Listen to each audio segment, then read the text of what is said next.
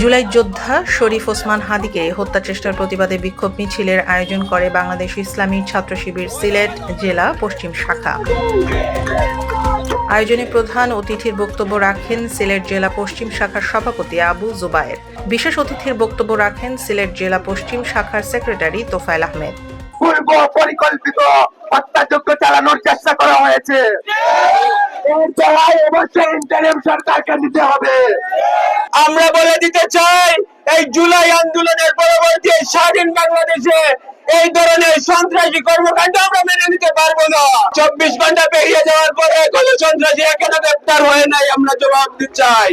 শনিবার বিকেলে সিলেটের দক্ষিণ সুরমার লাওয়াই থেকে চণ্ডীপুল পয়েন্টে পথসভার মাধ্যমে নেতাকর্মীরা এই কর্মসূচি পালন করেছেন। প্রধান অতিথি বলেন, হাদির উপর গুলিবর্ষণকারীদের আইনের আওতায় নিয়ে আসতে হবে এবং দ্রুত পদক্ষেপ না নিলে যে পরিস্থিতি তৈরি হবে তার দায় সরকারকে নিতে হবে।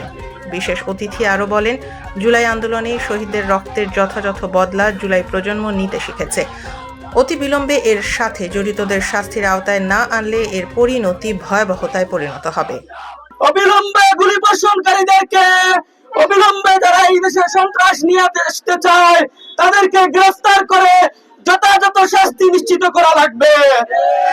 আমরা জুলাইয়ের প্রজন্ম, আমাদেরকে দাবিয়ে রাখা যাবে না, আমরা হারিয়ে যাব না। আমরা একজন শহীদ হলে আমরা 100 জন মাঠে নেমে আসবো। আমাদেরকে থামিয়ে দেওয়া যায় নাই, আমাদেরকে থামিয়ে দেওয়া যাবে না ইনশাআল্লাহ।